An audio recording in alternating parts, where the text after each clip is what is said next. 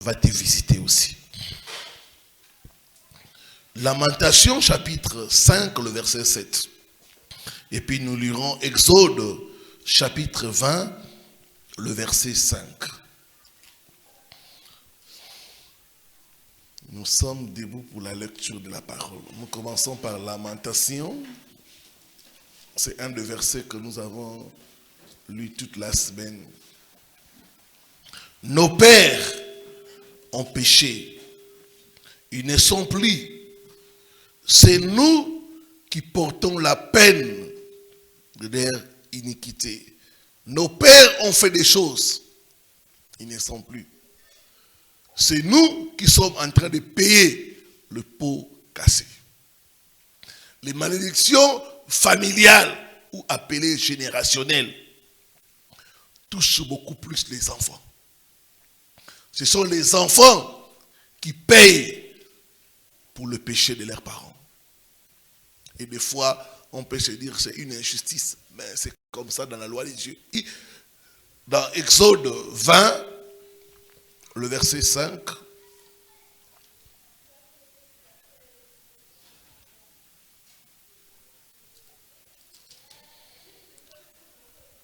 là c'est dans les 10 commandements. Tu ne te prosterneras point devant elle, et tu ne les serviras point, car moi, l'Éternel ton Dieu, je suis un Dieu jaloux, qui punit l'iniquité des pères sur les enfants. Dieu punit le péché des pères sur les enfants. C'est les pères qui ont fait des choses bizarres, mais c'est les enfants qui sont en train de payer. Pourquoi? Parce que les enfants, c'est votre richesse. La richesse de quelqu'un, c'est ses enfants. Quand il y a la malédiction, ça touche beaucoup plus les enfants. Voilà, que Dieu bénisse sa parole, nous pouvons nous asseoir. Pour rappel, beaucoup de chrétiens nés de nouveau ont comme ce que j'appelle la poisse. Ils entreprennent des choses, ça ne marche pas. Pour certains, pas moyen de se marier. Leur accès au bonheur est fermé. Pour d'autres, c'est la pauvreté chronique, des maladies bizarres et mystérieuses. J'ai entendu l'histoire d'une femme. Elle est dans les ministères. Sa propre mère les avait abandonnés. Elle et ses frères. Puis elle est partie. Elle a beaucoup souffert de cette situation-là. Étant née de nouveau, elle se marie. Pour une raison non valable, elle aussi abandonne son mari et ses enfants, comme sa mère. Les cycles, la répétition. Ma prière est que par toi, que les cycles de malheur, les cycles soient arrêtés au nom de Jésus. Soient arrêtés au nom de Jésus. Amen. Ta vie ne sera pas la photocopie de la vie de ta mère. J'ai reçu à Bruxelles le cas d'une femme. Elle a eu 3 enfants. Avec 3 hommes différents. Et à chaque fois, c'était la césarienne. Césarienne, césarienne. Jusqu'à ce qu'on a interdit de mettre au monde. Quand on a commencé à voir la vie de sa mère, exactement. Même schéma. Sa mère aussi les a eu avec des pères différents. Et aussi par césarienne. Est-ce une coïncidence? Non, c'est une malédiction qui dans la famille en train d'agir. Tu peux être né de nouveau et hériter des malédictions de ta famille. Il y a trois choses principales pour identifier les malédictions dans une famille. Je l'ai dit durant la semaine, je vais encore répéter. Un, ce que j'appelle la répétition. Quand tu vois des choses se répéter dans ta famille, dans ta vie, il s'agit d'une malédiction. La répétition. Ça se répète. Il y a des familles où les gens meurent presque dans des circonstances similaires. Il y a des familles où quelqu'un peut monter, il va redescendre et mourir pauvre. Il y a des familles où les hommes ont des enfants avec des mères différentes. Ça se répète. Il y a des familles où les hommes sont des alcooliques. Ils passent leur vie dans la boisson, dans la bière, dans l'alcool.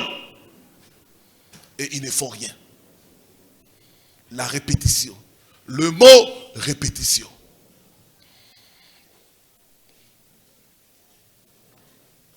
Deuxième mot, c'est l'inexplicable. L'inexplicable.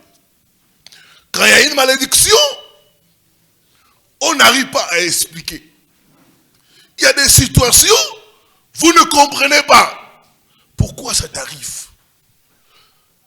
Pourquoi ça arrive à ta famille? L'inexplicable. Il y a une soeur qui a souffert comme ça.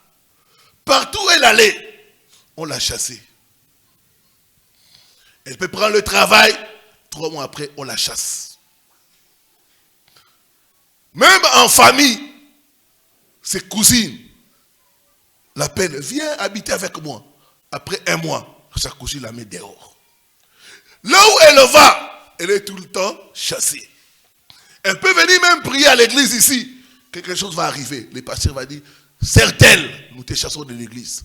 À partir d'aujourd'hui, on ne veut pas te voir. L'inexplicable. Quelque chose qu'on n'arrive pas à expliquer. D'autres te diront, je n'ai pas la chance dans tel domaine. Je n'ai pas la chance. Chez nous à l'église, on a un frère. Bon, ce dernier temps, il ne vient plus. Madame le connaît, même la petite Thierry. Ce frère-là, je ne sais pas combien de femmes il m'a déjà présenté. Plus de 5. La première femme qui m'avait présenté quand on a commencé l'église, il me dit, papa, ça c'est la maman. 3 mois après, il me dit, non, pasteur, les filles de Kinshasa sont la tête, ça ne marche pas. Alors quand j'étais au village là, il y a la mère des enfants que j'ai laissée au village. J'ai décidé de la récupérer. Il m'a amené, ça papa, c'est elle maintenant, c'est elle la mère de mes enfants. On a commencé quand on était jeunes. Cette fois-ci, papa, c'est elle, c'est fini. 6 mois après, il me dit, ah pasteur, la mère de mes enfants m'a compliqué. Je préfère une femme qui est calme. Il vient me présenter une autre femme. Après celle-là, j'apprends qu'il a fui à Brazzaville. Il était même venu ici. Avec une autre femme. Et un jour, je l'appelle et je dis, mais ta vie, c'est pas normal. Regarde-toi, ça fait combien de femmes? 5 femmes que tu m'as présentées depuis que je te connais. Il me dit, pasteur, sans vous mentir, moi-même ça me fait mal. C'est comme si je n'ai pas la chance. Je n'ai pas la chance de rencontrer les bonnes femmes. Je n'ai pas la chance. Je ne comprends pas. Je n'ai pas la chance. Je dis, ce n'est pas question de chance. Tu as besoin de la délivrance. Amen. Que toute malédiction en opération dans ta famille soit brisée au nom de Jésus. Soit brisée au nom de Jésus. L'inexplicable. On n'arrive pas à expliquer. On n'arrive pas à comprendre. J'ai reçu dans mon bureau des femmes. Tu regardes comme ça. Tu dis, pasteur, je n'arrive pas à me marier. Je dis, non, ma soeur, tu es en train de bâtir. Oui. Je ne comprends pas. Je n'arrive pas à me marier. L'inexplicable.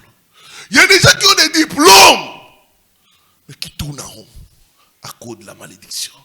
Quand il y a l'inexplicable dans la vie des gens, dans une famille, il y a quelque part une malédiction. Troisième chose, c'est quand ce que j'appelle plus d'une personne dans la famille.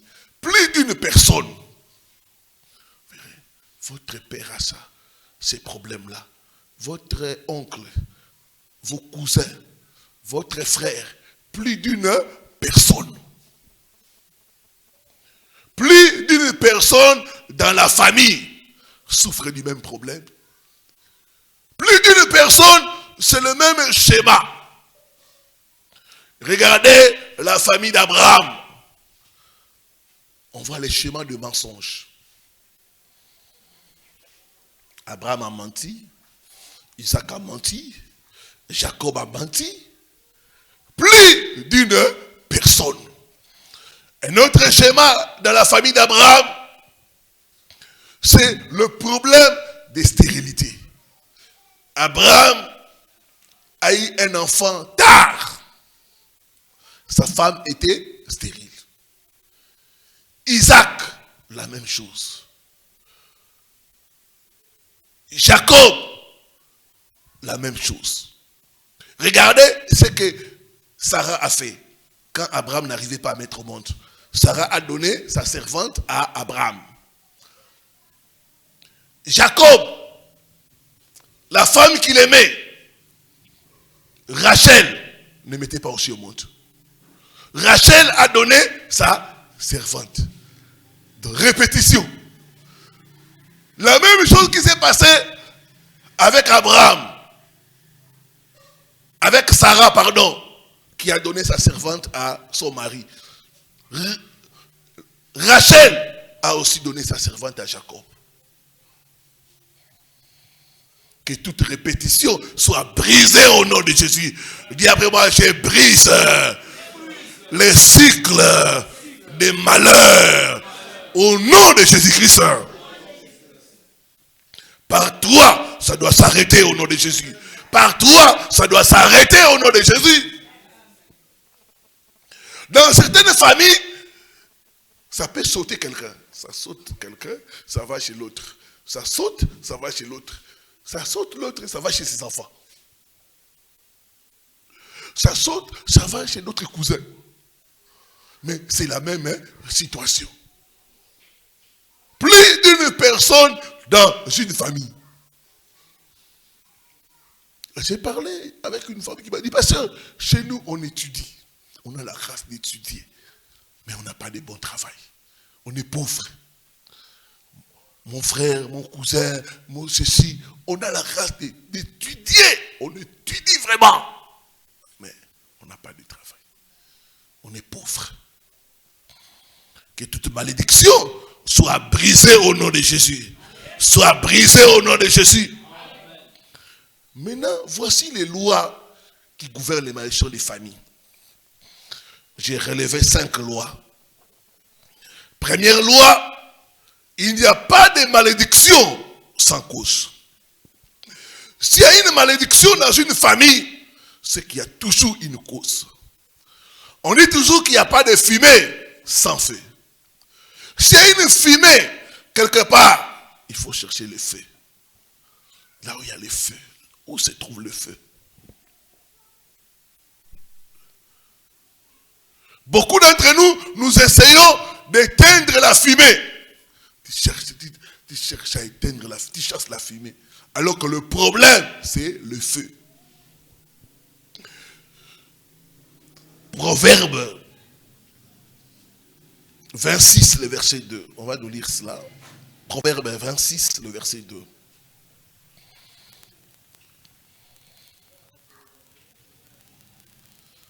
S'il y a une malédiction quelque part, il y a quelqu'un qui a ouvert la porte. Proverbe 26, le verset 2, je lis au nom de Jésus. Comme l'oiseau s'échappe, Comme l'oiseau s'échappe, comme l'hirondelle s'envole, comme l'hirondelle s'envole, ainsi la malédiction sans cause n'a point d'effet. ainsi la malédiction sans cause n'a point d'effet. Donc, s'il y a une malédiction, il y a une cause quelque part. C'est une malédiction dans une famille, il y a quelqu'un qui a ouvert la porte. Ça peut être un ancêtre, ça peut être un grand-parent ou même un parent. C'est pourquoi c'est important d'étudier l'histoire de votre famille. Cette sœur qui était tout le temps chassée, tellement c'est devenu trop. Malgré qu'elle priait, cette situation perdurait. Elle a commencé à chercher la cause.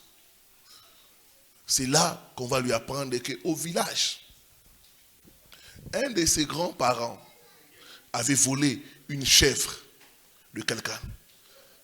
Et quand la personne a su que la personne lui avait volé la chèvre, il lui a maudit. Il a dit, toi, ce que tu m'as fait, tes enfants et les enfants de tes enfants, partout ils seront chassés. Ils seront chassés. Et c'est pourquoi, partout où ils vont, ils sont chassés. Donc la cause, c'est le vol des chèvres. La cause. Il n'y a pas de malédiction sans cause. Tu peux étudier l'histoire de ta famille. Tu peux aussi demander à Dieu de te révéler. Qu'est-ce qui se passe dans ma famille? Révèle-moi. Pourquoi les choses sont comme ça dans ma famille? Jérémie 33, le verset 3. Invoque-moi. Je te répondrai. Je t'annoncerai les choses cachées que tu ne connais point. Tu peux demander au Seigneur, montre-moi la cause de ces choses dans ma famille. Un jour, j'étais en train de parler de ces choses à la radio, et un frère, il a remarqué des choses bizarres dans la famille.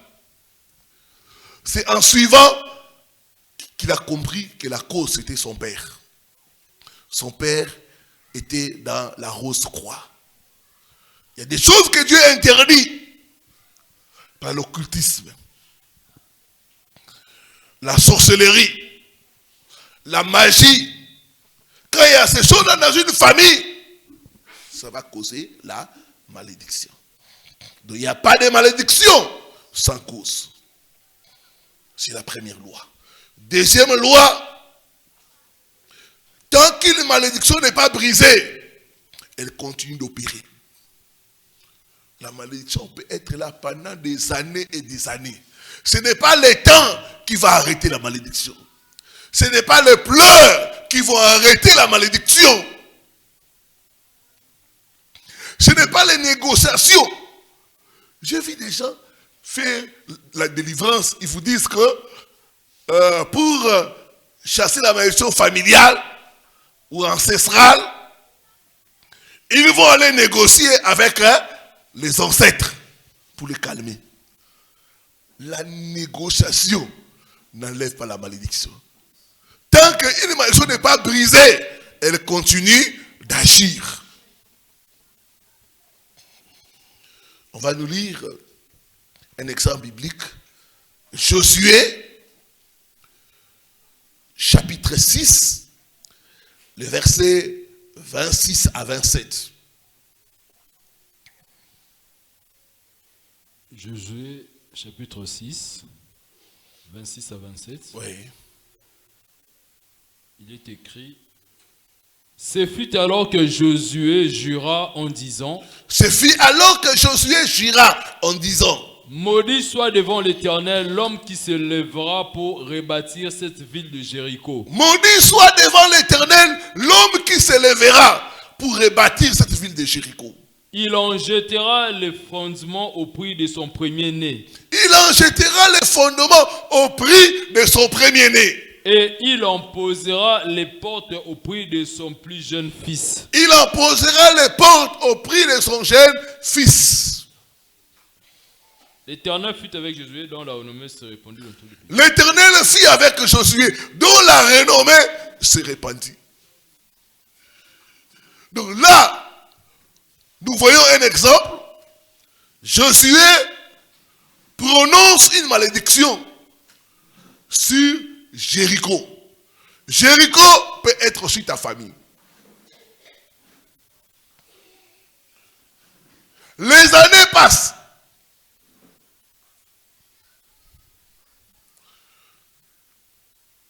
Il y a quelqu'un qui vous ne connaissez pas l'histoire. Il vient, il rebâtit la ville de Jéricho. On va voir ce qui va arriver à la personne. Donc les années n'effacent pas la malédiction. Les années n'enlèvent pas le pouvoir des malédictions. 1 Roi, chapitre 16, le verset 34. Donc les temps n'arrêtent pas la malédiction. Les pleurs ne font rien par rapport à la malédiction. Vous pouvez toujours pleurer. Ça ne va pas enlever la malédiction. 1 Roi 16, 34. De son temps, Hiel de Bethel bâtit Jéricho. Hiel de Bethel bâtit Jéricho. Il ne savait pas que dans Jéricho, il y avait une malédiction. C'est comme chacun de nous. Tu viens d'une famille, tu ne sais pas que dans cette famille, il y a la malédiction. Il en jeta les fondements au prix d'Abiram. Quand il a commencé à bâtir son premier fils, Son premier-né, oui. son premier-né est mort.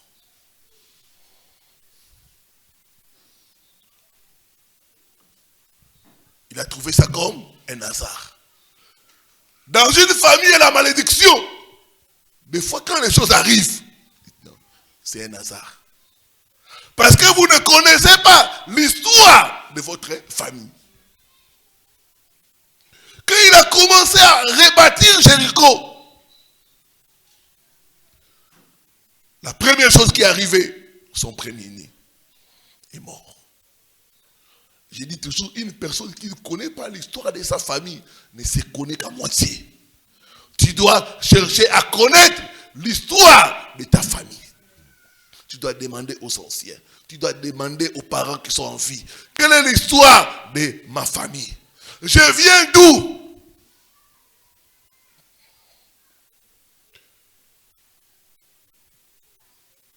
Lui, il a négligé.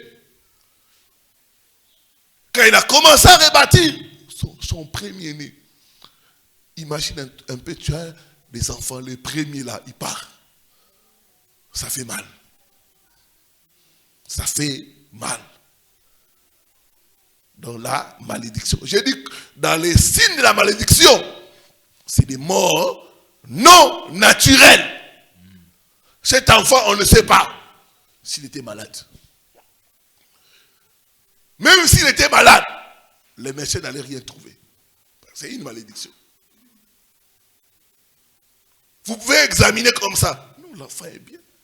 Il n'y a rien. Mais l'enfant souffre. Après, il meurt.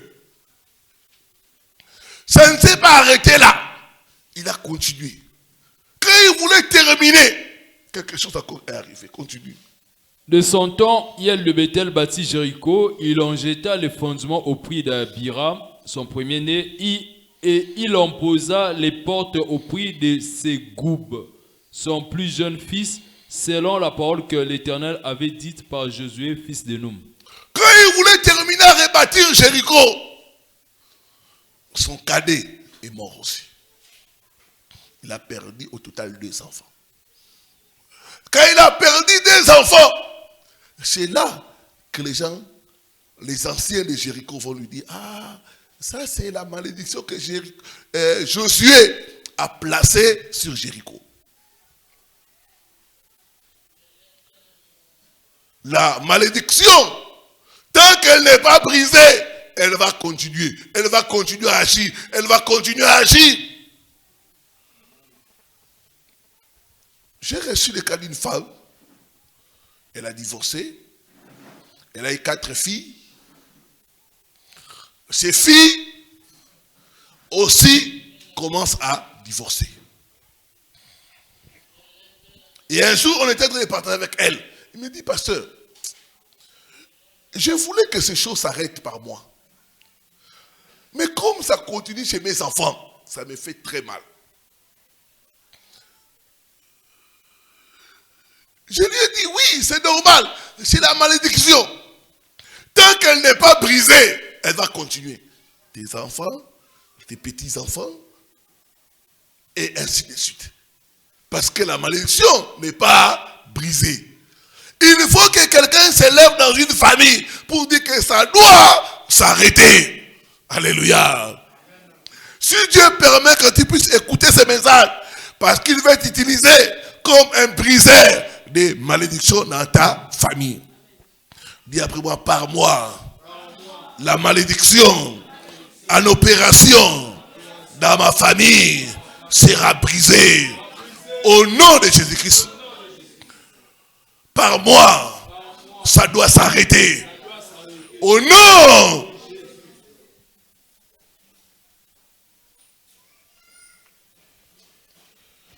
Ça ne doit pas passer par tes enfants. Au nom de Jésus-Christ. 3e loi, les malédictions. Merci. Les malédictions sont spirituelles. Et elles ne devraient être résolues que par des moyens spirituels. Les malédictions dans une famille, c'est spirituel. Vous ne pouvez pas résoudre les malédictions par des moyens naturels. Ça ne va pas tenir. Ça ne va pas tenir. Il y a une soeur que j'étais en train d'encadrer. Dans leur famille, il n'y a pas de mariage. Maintenant, elle voulait forcer les mariages. Bien aimé, tu peux forcer les choses. C'est quand il y a la malédiction, ça ne va pas tenir. Qu'est-ce que cette sœur faisait quand un homme vient l'aborder? Quand elle voit que l'homme a de bonnes intentions, elle commence à donner l'argent à l'homme. Je veux que tu sois propre, je t'achète les téléphones. Il met l'homme à l'aise. L'argent des poches, les crédits de communication, il envoie à l'homme. Et c'est comme ça. Elle cherche par des moyens naturels à résoudre les problèmes de la malédiction. Elle s'occupe bien de l'homme, des cadeaux de temps en temps. Donc vraiment, elle met l'homme à l'aise. Mais comme il y a la malédiction, qu'est-ce qui se passe? Quand il donne à l'homme l'argent, cet argent-là, l'homme va aimer une autre fille.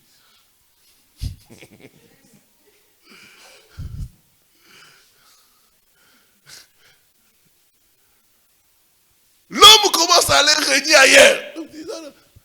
Toi, tu es ma femme. Laisse-moi jouir avec d'autres. Dans l'argent qu'elle donne aux hommes, les hommes maintenant vont régner avec d'autres femmes. Et chaque fois qu'elle remarque ça, elle arrête la relation. Elle arrête la relation. Quand elle m'a dit, papa, j'essaie d'entretenir les hommes. Elle m'a dit, papa, n'a pas combattre la mibali. Mais, mibali, on m'a combattu la kanga, papa. Mawa. Il dit, j'essaie d'entretenir les hommes. Mais c'est que ces hommes me font, papa. Je ne sais pas. Je dis, le problème, c'est la malédiction. Il faut briser la malédiction. Amen. Hein? Ma soeur, tu peux être bien avec un homme. Hein? Vous êtes bien, vous causez bien. Quand il s'agit de se marier, l'homme cherche une autre femme. Parce que toi, tu es sous la malédiction.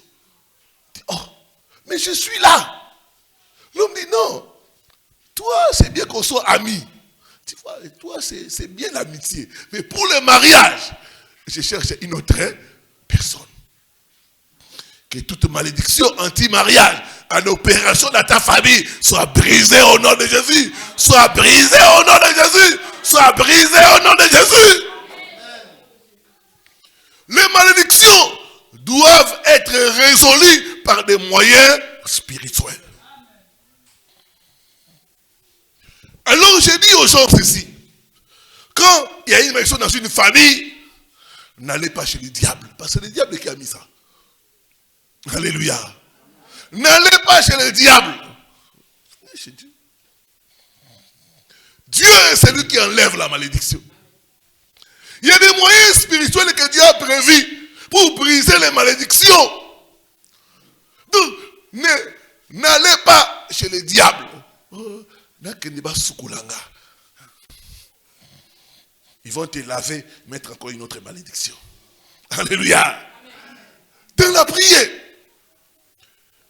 la parole est comme l'eau. La parole a la capacité de te nettoyer.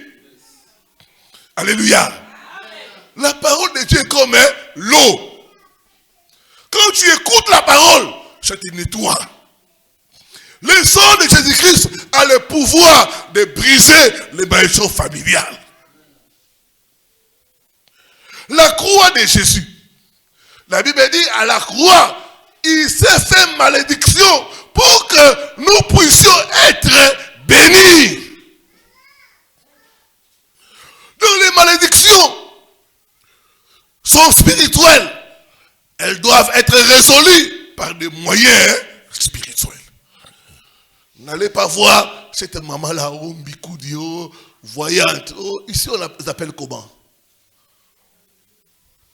Les bisingas. Ah, voilà. N'allez pas là-bas. Vous allez empirer votre cas dans la prière, dans les services. Il nous a donné des moyens pour briser la malédiction. Des moyens spirituels.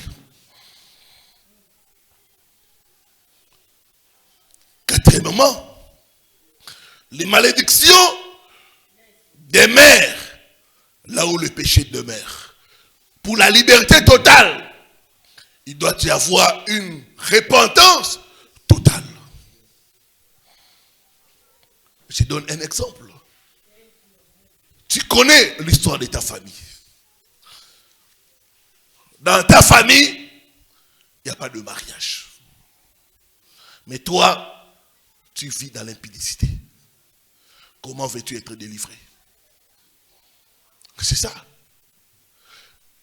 Là où le péché demeure, les malédictions demeurent aussi. Le péché renforce l'emprise des malédictions. Pour une délivrance totale, il faut la repentance totale. Moi, je vois des fois des jeunes filles, elles cherchent le mariage, mais en même temps, elles couchent avec n'importe qui. La Bible dit, vos corps sont les temples du Saint-Esprit.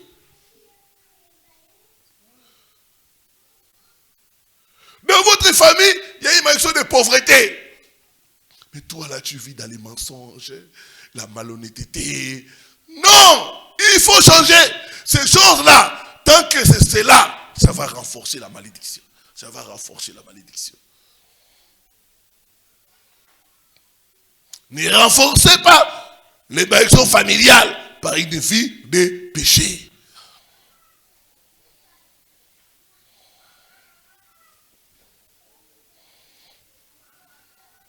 Ne renforcez pas les malédictions familiales par une vie de péché. Il y a des familles où les gens ont des problèmes d'alcool. Les papas étaient ivres. Tel ivre. Et toi, tu es enfant de dire, pasteur, moi je bois un peu. On a dit un peu de vin. Le démon de malédiction qui est dans l'alcool là va profiter. Tu as commencé avec un verre. Maintenant tu dis non. Tu vois, la bière, ça ne fait rien. C'est le whisky maintenant. Tu pars avec le whisky. Tu dis non, maintenant, les bokoko, l'alcool indigène.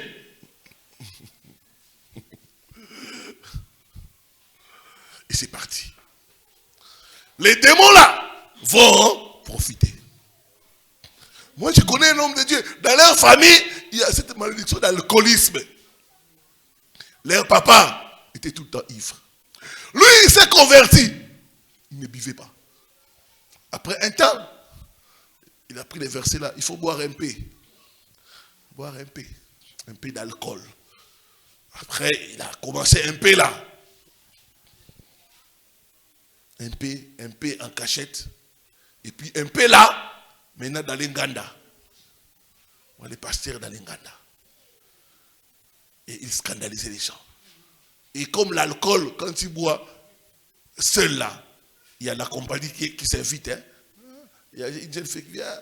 Papa n'a pas dit son appel solo. Tant tu n'as pas mélanine. Jus. Papa dit solo là.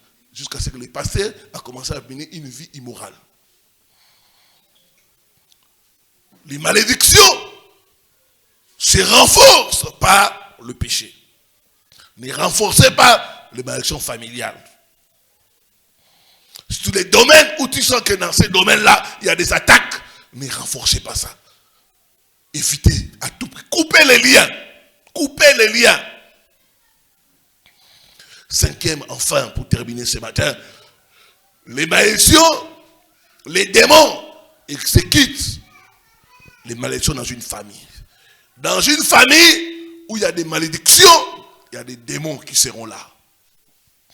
Et souvent, les malédictions familiales sont exécutées par les démons de famille. Dans chaque famille, il y a un démon. Les démons là, celui qui est en charge de la famille, c'est celui-là ou ceux-là qui connaissent l'histoire de votre famille, qui exécutent les malédictions qui sont dans la famille. C'est pourquoi quand on a des délivrances, on entend des démons dire, ça ne te concerne pas. Moi, une fois, j'avais le cas de dévoiler une femme. Le démon dit, tu n'es pas de cette famille, laisse-nous tranquille. Ce n'est pas tes affaires. Tu n'es pas de cette famille-là. Laisse-nous travailler dans cette famille. Dans d'autres cas, tu entends les démons dire, elle nous appartient. Elle nous a été consacrée. Il y a des démons qui exécutent les malédictions dans les familles, les esprits des familles. C'est eux qui causent les répétitions des malheurs, les mêmes cycles. Ce sont les démons là. Quand nous voulons combattre les malédictions, nous devons chasser les esprits de famille. On doit ordonner aux esprits de famille de sortir, de libérer nos vies au nom.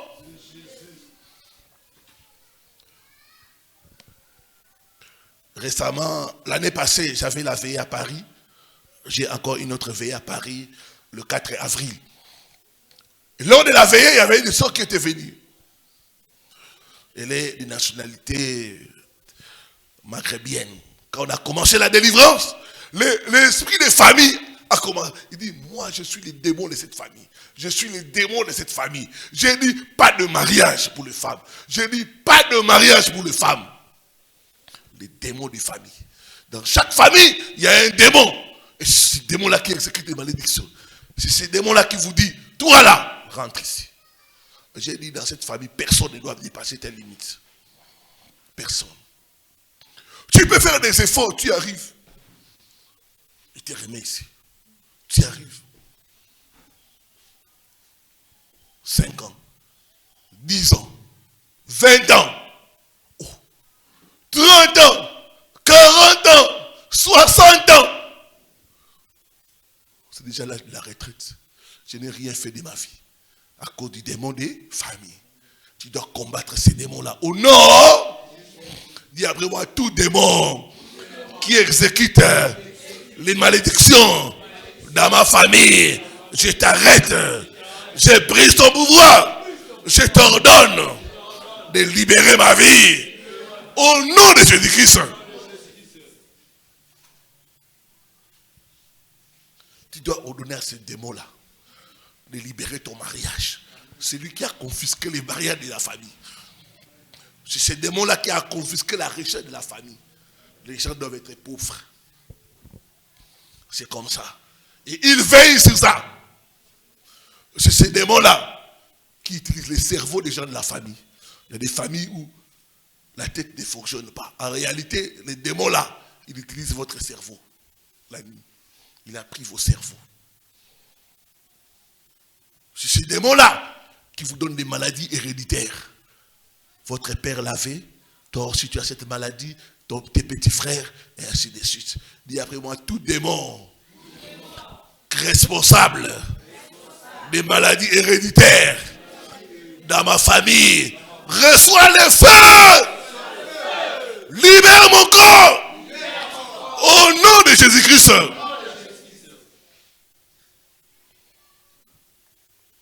Et les démons de famille sont des démons têtus. Ce sont des démons qui n'abandonnent pas facilement. Ils sont dans des familles des siècles et des siècles. Des générations et des générations. Donc quand tu as affaire à ces démons-là, il faut persévérer. Je vais donner les techniques, mais il faut persévérer. Il ne faut pas baisser les bras. Il faut lui dire non. Tu as menti, tu dois partir. Tu dois me laisser me marier. Tu dois me laisser prospérer. Tu dois me laisser avancer. Ou non, que Dieu bénisse sa parole.